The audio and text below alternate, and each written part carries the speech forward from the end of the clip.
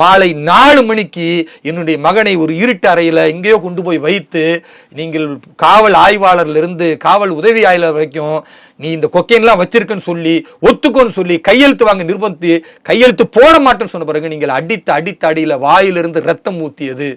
2 பேர் கையை பிடிச்சிட்டு கீழே உட்கார வச்சு ஒரு போலீஸ் எகிரி காலில் மிதிச்சு அந்த கால் உடைஞ்சி காலில் விரிசல் ஏற்பட்டது. இதெல்லாம் நீதிமன்றத்தில் சொல்லப்பட்டிருக்கிறது, பதிவு செய்யப்பட்டிருக்கிறது, மருத்துவர்கள் பதிவு செய்திருக்கிறார்கள்.